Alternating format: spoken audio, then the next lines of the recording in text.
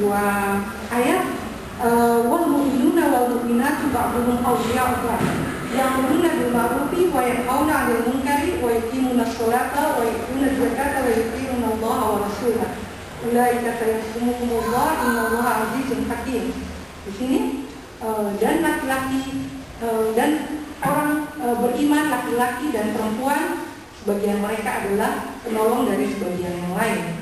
Mereka menyuruh kepada kebajikan, mencegah daripada kemungkaran, menegakkan sholat, membayar zakat, dan taat kepada Allah dan Rasul-Nya. Maka mereka itulah orang-orang yang akan mendapat rahmat dari Allah. Jadi di sini jelas bahwa Al-Quran juga dan juga Islam dan dengan contoh Rasulullah berupaya menciptakan sebuah masyarakat yang berkeadilan gender. Demikian juga misalnya pesan universal Islam untuk perdamaian. Kita lihat bagaimana pada masa awal Islam datang, antar suku-suku Arab itu sering sekali berperang, dan Rasulullah datang dengan pesan perdamaian dan mewujudkannya.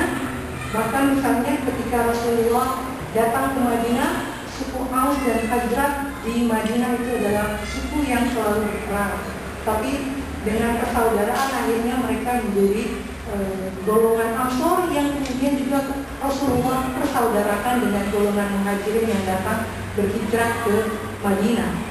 Dan bahkan Rasulullah juga berupaya untuk menciptakan tatanan masyarakat yang pula, di mana kaum muslimin bisa hidup berdampingan dengan damai dengan kelompok non-muslim, yaitu kaum Yahudi dan Nasrani, dengan adanya fakta sejarah ditandatangani Piagam Madinah. Jadi jelas di sini bagaimana Rasulullah dan juga generasi Islam pada masa awal berupaya untuk menerjemahkan nilai-nilai universal Islam yang ada di dalam Al-Quran menjadi sebuah contoh nyata yang berupaya menciptakan tatanan masyarakat yang lebih baik, menciptakan tatanan masyarakat yang berdimensi keadilan dan juga penuh dengan nilai-nilai kebajikan. Dan ini mungkin bisa terangkum dari konsep amar ma'ruf nahi munkar, juga konsep hijrah yang dilakukan oleh Rasul dari kondisi yang kurang baik menjadi kondisi yang lebih baik, dari Mekah ke Madinah.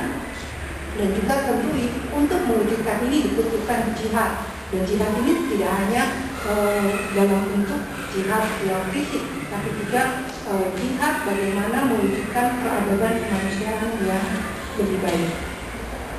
Nah, tetapi kalau kita melihat realitas kontemporer Islam, umat Islam khususnya pada masa sekarang ini, kita mungkin akan sedih mengapa nilai-nilai yang ada dalam teks-teks tersebut tidak diterjemahkan dengan baik sebagaimana telah dicontohkan oleh Rasul. Kita lihat pada masa sekarang, khususnya umat Islam di Indonesia merupakan mayoritas terbesar ya, dan menjadi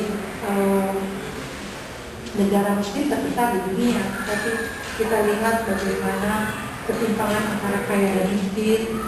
Kita lihat misalkan problem korupsi, kolusi, dan nepotisme yang masih marak atau bahkan semakin menderita di era demokratisasi ini. Kemudian juga fanatisme keagamaan, perbedaan pemahaman keagamaan bahkan menjadikan alasan untuk saling mengkafirkan, atau bahkan fanatisme kepada non-muslim menjadikan justifikasi untuk melakukan bom bunuh diri dan sebagainya. Dan ini juga semakin diperparah oleh percaturan politik umat Islam pada masa kini yang mungkin secara struktur terhegemoni dengan Barat ya, baik dari struktur politik, struktur ekonomi maupun struktur intelektual. Dan Barat melalui struktur imperialismenya, dan sekarang neo-imperialismenya itu berupaya untuk melanggengkan sistem yang timpang antara pusat, yaitu mereka negara-negara adidaya, negara-negara barat, dengan negara-negara yang periferi atau negara-negara yang sedang berkembang. Jadi diciptakan sebuah sistem yang timpang di mana akan selalu terjadi, meskipun misalnya negara-negara berkembang atau yang umumnya adalah negara-negara muslim tetap bergantung kepada negara-negara barat. Lalu kira-kira kita ingin bertanya di mana sebenarnya kesalahan ini? Di mana sebenarnya mengapa ini setiap seperti ini bisa terjadi? Kalau kita melihat fenomena agama sendiri, itu memang sebenarnya memiliki dua dimensi, seperti dua